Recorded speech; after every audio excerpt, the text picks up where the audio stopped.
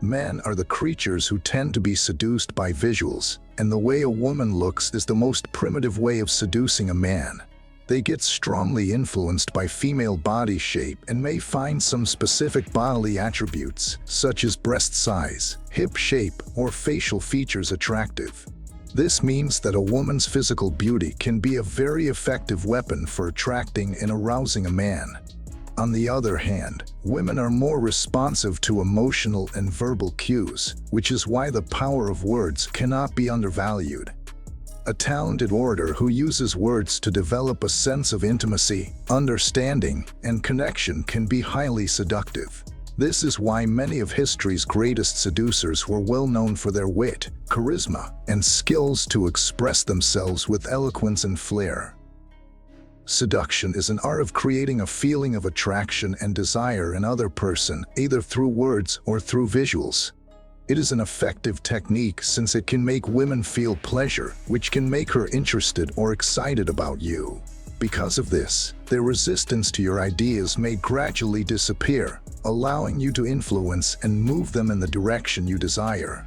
However, it's important for you to remember that you can't always be direct with women. Instead, subtlety and seduction can be highly effective methods of getting what you want.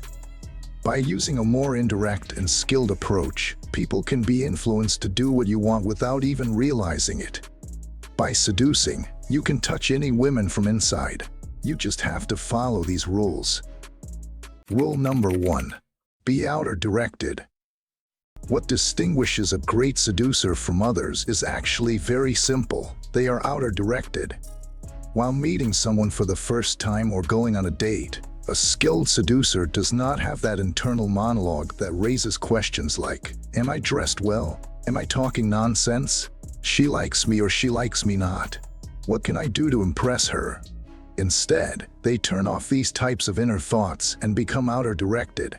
They listen to their potential partner and enter their soul, absorbing what they say in order to obtain an understanding of what they're missing in life, what they desire and need, and what makes them unique. When someone pays attention and conveys an interest in who we are, it is a rare and pleasurable experience that we all crave. Furthermore, being outer directed also shows that you are not too much concerned with your personal needs and desires. You are not trying to intimidate or dominate them. Instead, you're focused on building a connection and developing rapport. You want to learn about the other person, understand them on a deeper level, and fulfill their requirements. For this, you must have a certain level of emotional intelligence and social skills. You don't just have to be a good listener or buy expensive gifts. You also have to genuinely care for them and make them feel seen and understood. When you become capable of creating this kind of connection, it makes you a magnetic, irresistible, and highly influential personality. You become capable of influencing people without them even realizing it, simply by leveraging people's needs, desires, and goals. Rule number 2. Be the rake. The majority of men are interested in sex, but not in the world of women. They are not much concerned about what women think, their psychology, or what will make them happy.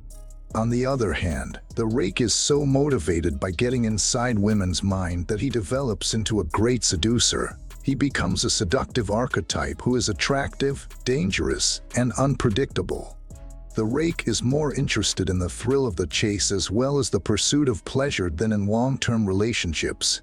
He radiates confidence and self-assurance, and his bold and impulsive personality makes him irresistible to some women.